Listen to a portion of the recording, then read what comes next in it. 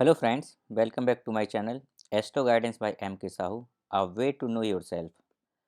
आप लोगों में से जो लोग इस चैनल को पहली बार देख रहे हैं उन सबको मैं बताना चाहता हूं कि इस समय हम लोगों ने कुंडली का अध्ययन पराशरी ज्योतिष के थ्रू कैसे करें, इस पर एक सीरीज चला रखी है, जिसके अंतर्गत अभी तक हम लोग पराशरी ज्योतिष क्या होती है, ज्योतिष का वेद से क्या संबंध होता है, ज्योतिष का अन्य विषयों से क्या संबंध होता है, ज्योतिष मानव जीवन को कैसे प्रभावित करती है, ये बेसिक टॉपिक्स कवर किए।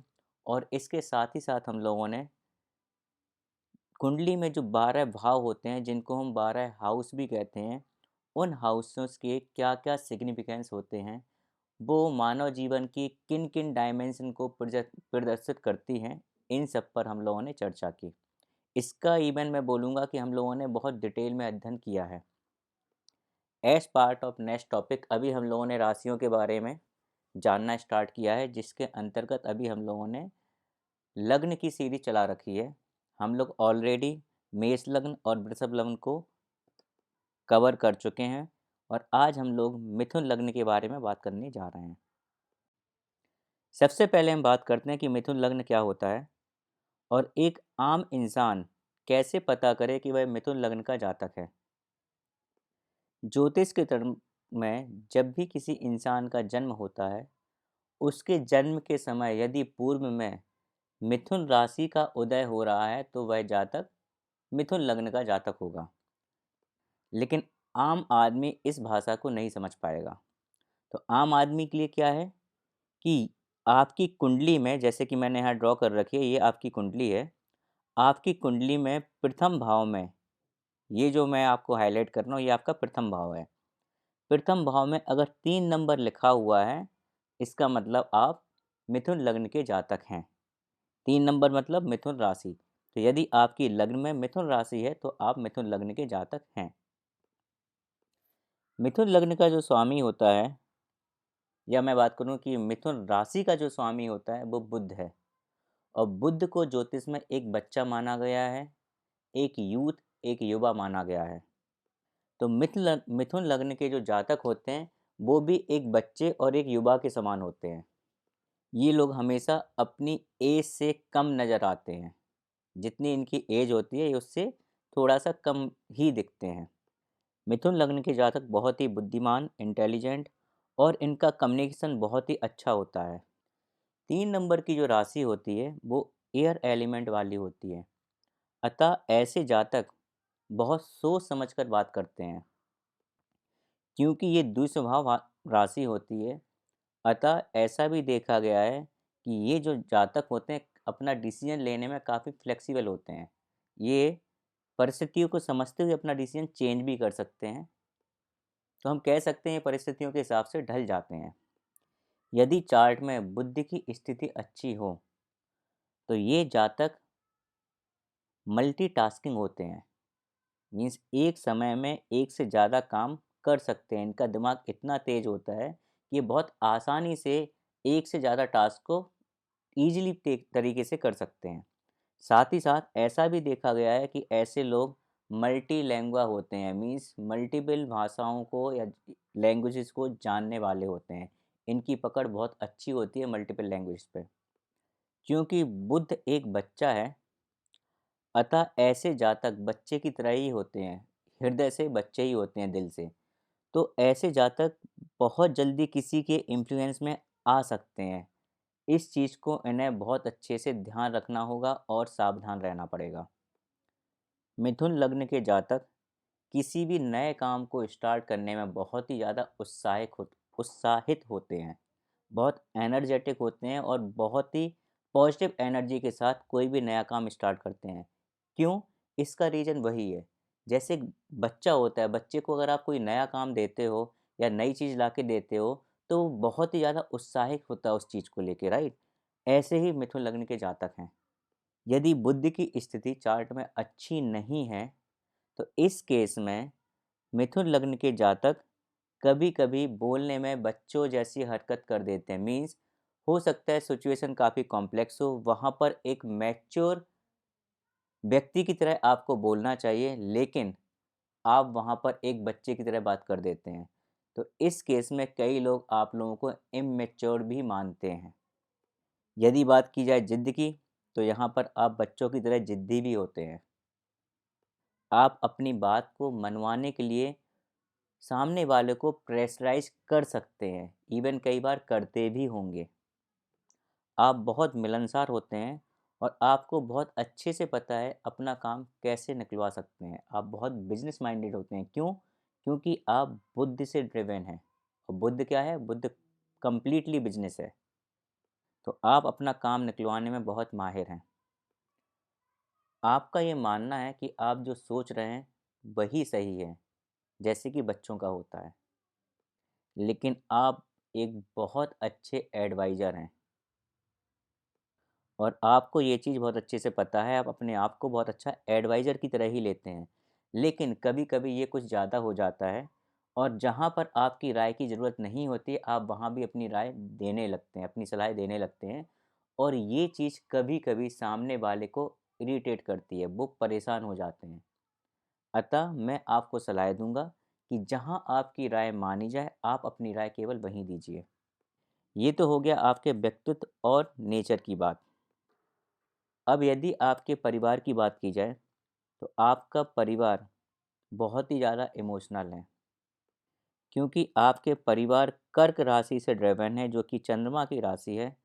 अतः बहुत ज़्यादा पॉसिबिलिटी है कि आपके परिवार में जो डिसीज़न लिया जाता है, जो आपके परिवार के लोग डिसीज़न लेते हैं, वो हो सकता है बार-बार चेंज करते हों।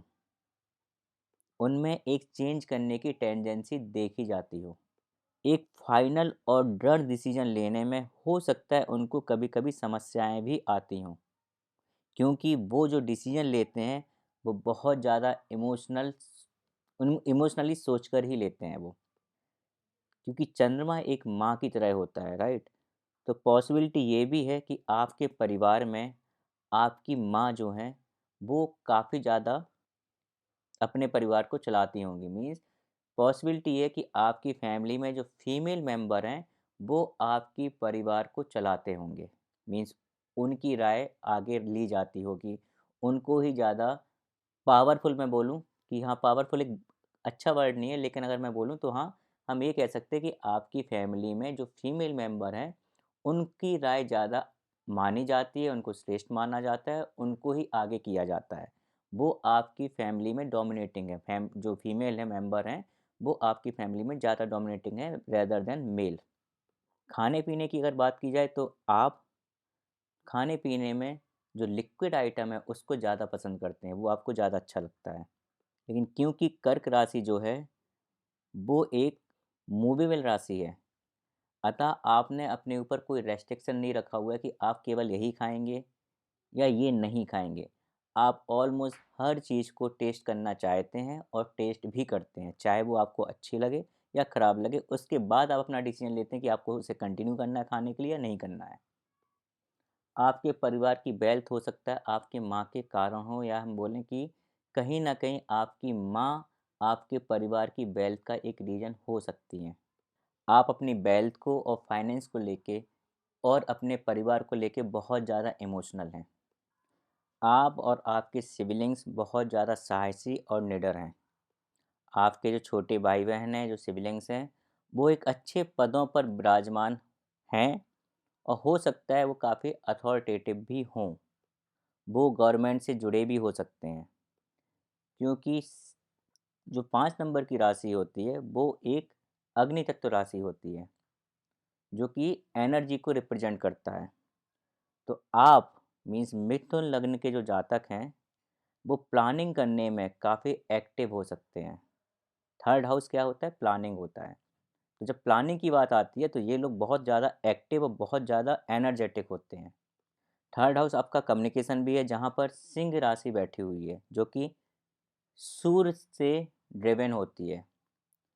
अतः आपका जो कम्युनिकेशन होगा, वहाँ पर एक अथॉरिटी देखी जा सकती है। कहीं न कहीं आपके कम्युनिकेशन में एक अथॉरिटी भरा जो रूप है, वो देखने को मिल सकता है। आपके नेटवर्क में भी हो सकता है बहुत से गवर्नमेंट एम्प्लॉयी या गवर्नमेंट लोग जो हैं, वो आपके नेटवर्क में हों, जो कि सरकार से जुड़े होते हैं। अब यदि आपकी माता की बात की जाए तो आपकी माता बहुत ही ज़्यादा प्रैक्टिकल हैं। वो बहुत ज़्यादा मिलनसार हैं और उनका अपना खुद का एक अच्छा नेटवर्क है। आपकी माँ आपके लिए पहला शिक्षक जो होता है उसकी तरह हैं और साथ ही साथ ये आप में बहुत अच्छे से देखने को भी मिलता है।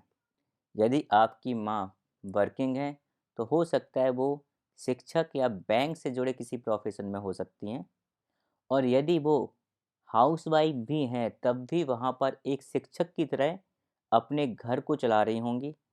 उनकी कहीं न कहीं आपको एक नज़र आएगा जैसे कि वो एक शिक्षक हैं और घर चलाने में भी वो एक अच्छे फाइनेंसर जो होते हैं, उसकी तरह सोच रखने वाली हैं अपने घर को चलाने के लिए। आप काफ़ी रोमांटिक टाइप के इंसान हैं, जो कि लाइफ़ को पूरी तरह से एन्जॉय करके जीने में ही विश्वास रखते हैं। आप पढ़े लिखे हैं, साथ ही साथ म्यूज़िक, सिंगिंग के शौकीन हैं। हो सकता है आपके अंदर कोई ना कोई आर्टिस्टिक टैलेंट जो है वो आपके अंदर हो। यदि आप मेल हैं तो सुंदर फीमेल से और यदि आप फीमेल हैं तो हैंडसम मेल से आप घिरे रहेंगे। मीन्स आप सेंटर ऑफ अट्रैक्शन हमेशा बने रहेंगे। जहाँ पर भी आप जाएँगे, आप वहाँ के अट्रैक्शन सारे लोगों को अपनी ओर खींच लेंगे और आप वहाँ पर as a central of attraction की तरह ही काम करेंगे। आपको सभी लोग पसंद करते हैं और आप एक दिल फेंक इंसान की तरह हैं। इस सब के बावजूद आपका जो लव अफेयर है या आपका जो रिलेशन है वो काफ़ी ज़्यादा बैलेंस्ड है। क्यों? क्योंकि यहाँ पर तुला लग्न है, सॉरी तुला राशि है, जो कि एक तराजू की तरह बैलेंस करने के काम आती है। यदि आपके संतान की बात की जाए तो आपकी संतान काफ़ी सुंदर होंगी और वो आराम या लग्ज़री की बहुत ज़्यादा शौकीन होगी, क्योंकि 5th हाउस में आपका शुक्र की राशि है और जो शुक्र होता है वो लग्ज़री का कारक होता है। आपकी संतान करियर वाइज़ अच्छी होगी, पढ़ी लिखी होगी, इंटेलिजेंट होगी, लेकिन उसका जो सुख या लग्ज़री के पीछे भागने का या उसके जो शौकीन होने का जो नेचर है, वो कहीं न कहीं आपको पसंद नहीं आता है। जिस वजह से हो सकता है कभी-कभी आप लोगों के रिलेशन आपके और आपकी संतान के रिलेशन बिगड़ भी जाते हों। आपको वहाँ पे थोड़ा-सा कंट्रोल करने की ज़रूरत है। आप एक ऐसे इंसान हैं जिसके अंदर कॉम्पिटिशन की भावना कूट-कूट कर भरी है। आप अपने शत्रुओं पर विजय प्राप्त करने के लिए पर्याप्त इंसान हैं, क्योंकि आप निडर हैं और अपने शत्रुओं पर आराम से आसानी से विजय प्राप्त कर सकते हैं। साथ ही साथ ये भी देखा गया है कि मिथुन लग्न के जो जातक होते हैं वो थोड़ा सा क्रोधी नेचर के होते हैं। एंगर उनको जल्दी आ जाता है, तो आपने एंगर पे थोड़ा सा कंट्रोल रखिए, क्योंकि छठे घर में 8 नंबर की राशि है जो कि मंगल की राशि है। तो यहाँ पर ये रिप्रेजेंट करती है कि आपका जो डेली रूटीन है ना, वो थोड़ा कठिनाइयों भरा है। इसमें कोई दो राय नहीं है कि आपका डेली रूटीन स्ट्रगल से भरा हुआ ना हो। इसके बावजूद भी आप इतने एनर्जेटिक हैं कि आप अगली सुबह फिर से कंप्लीट एनर्जी के साथ नए स्ट्रगल के लिए तैयार रहते हैं। अब यदि आपके पार्टनर की बात की जाए तो 9 नंबर की राशि आपके पार्टनर के घर में है। 9 नंबर की राशि जो होती है वो अग्नि तत्व राशि होती है, जो अगेन आपके पार्टनर को थोड़ा एक्टिव बनाती है, साथ ही साथ थोड़ा सा गुस्से वाला भी बनाती है। आपका पार्टनर काफ़ी एक्शन ओरिएंटेड है, लेकिन क्योंकि 9 नंबर की राशि जो है वो गुरु की राशि है, गुरु उसके लॉर्ड हैं, तो आपका पार्टनर एक गुरु की तरह आपसे बिहेव करता है। इसके साथ साथ आप जो हैं वो बुद्धि से ड्रिवन हैं और आपका पार्टनर जो है वो गुरु से ड्रिवन है। और बुध और गुरु ज्योतिष में आपस में शत्रुता का व्यवहार रखते हैं। अतः आपके वैवाहिक जीवन को मैं ये नहीं कह पाऊँगा कि बहुत मधुर निकलेगा। कहीं न कहीं किसी न किसी बात पे खटपट हमेशा लगी रहेगी।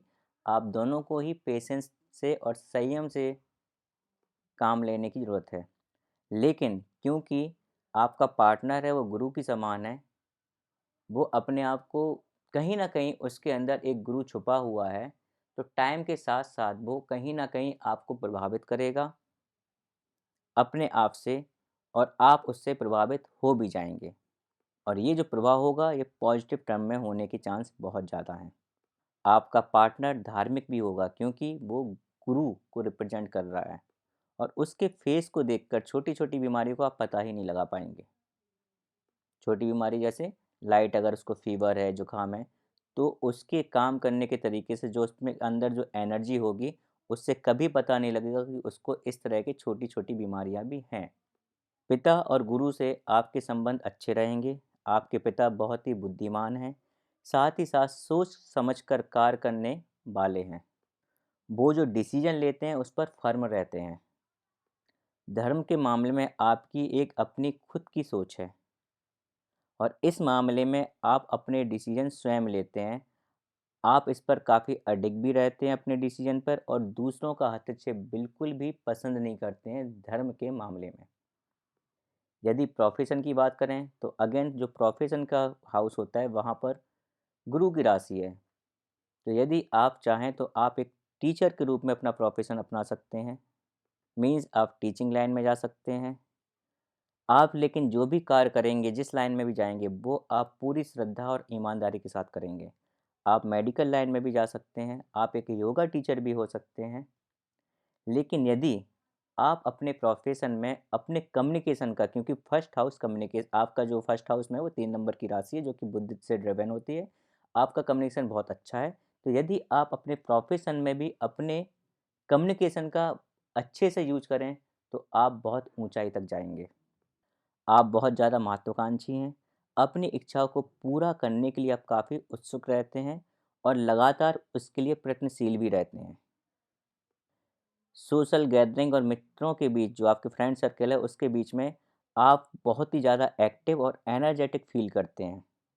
यदि लाभ की बात की जाए तो यदि आप अपने कम्युनिकेशन का भरपूर यूज करें अपने नेटवर्क में, अपने मित्रों के साथ, तो आपको बहुत लाभ होगा।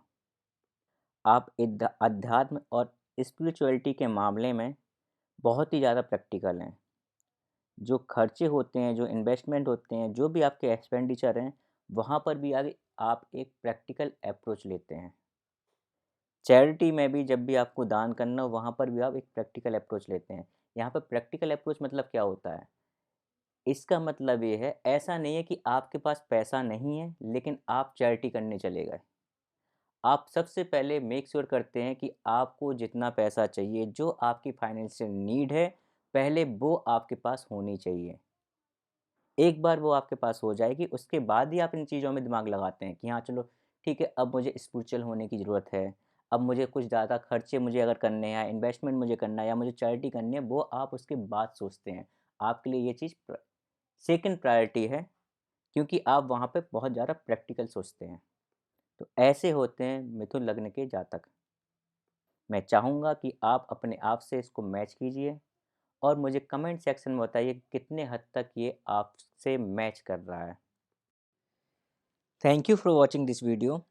यदि आपको किसी भी टॉपिक को लेकर कोई भी समस्या हो, कोई भी डाउट हो, आप मुझे मेरी दी गई जीमेल आईडी पर मेल कर सकते हैं। मैं आपके सारे डाउट्स को, सारी प्रॉब्लम्स को क्लियर करने की अपनी पूरी कोशिश करूँगा। मेरी जीमेल आईडी है astroguidance@mksahu@gmail.com। इसके साथ साथ, जैसे कि मैंने आपसे पहले भी रिक्वेस्ट किया हुआ है, इन वीडियोस को देखकर आप कोई फाइनल डिसीजन मत लीजिए, स्पेशली यदि आप अभी ज्योतिष को लर्न कर रहे हैं। मैं चाहूँगा कि आप एक अच्छे ज्योतिष को दिखाकर ही उससे कंसल्टेंसी लीजिए, उसके अकॉर्डिंग ही कोई फाइनल डिसीजन लीजिए, क्योंकि ये अभी आपको बेसिक बताया जा रहा है। इसके साथ साथ कुंडली में बहुत सी माइन्यूट चीज़ें होती हैं, हमें बहुत सी चीज़ों को देखना पड़ता है, जैसे D1, D9, D10, लग्न कुंडली, चंद्र कुंडली, गोचर, ट्रांजिट, बहुत सी चीज़ें होती हैं, राइट, जो कि अभी तक आपकी कवर नहीं हुई हैं। इसलिए इन वीडियोज़ के बेसिस पे अभी आप कोई भी डिसीजन लेने के लिए सक्षम नहीं हैं। मैं आपसे यही अनुरोध करूँगा कि आपको कोई भी प्रॉब्लम हो, आप प्रॉपर कंसल्टेंसी किसी अच्छे ज्योतिष के थ्रू लीजिए। यदि आप चाहें तो आप मुझे भी कांटेक्ट कर सकते हैं किसी भी कंसल्टेंसी के लिए, किसी भी प्रॉब्लम के लिए, या किसी भी डाउट के लिए। यदि आपके मन में कोई क्वेश्चन है, आपको करियर के लेकर, आपके मैरिज को लेकर, या जीवन के किसी भी पार्ट को लेकर अगर कोई आपको प्रॉब्लम है, तो आप मुझे कांटेक्ट कर सकते हैं। मेरे कॉन्टैक्ट जो नंबर है वो मैंने दे रखा है, व्हाट्सएप के थ्रू भी आप कांटेक्ट कर सकते हैं और मुझे ईमेल कर भी आप मुझे कांटेक्ट कर सकते हैं। इसके साथ ही साथ यदि ये वीडियोज़ आपके नॉलेज को थोड़ा बहुत भी बढ़ा रहा है, आपको डीप नॉलेज दे रहा है या ऊपर से कुछ भी आपको लग रहा है कि हाँ, आपको अब ज्योतिष थोड़ी-सी समझ में आ रही है, आपको इससे फ़ायदा हो रहा है इन वीडियो से, तो मैं चाहूँगा कि आप प्लीज़ मेरे इस चैनल को सब्सक्राइब कीजिए। साथ ही साथ अपने नियर और डियर वन को ये चैनल या ये वीडियो आप शेयर करिए, लाइक भी करिए, जिससे कि मुझे मोटिवेशन मिलता रहे और मैं इस तरह के और भी वीडियो आपके लिए ला पाऊँ।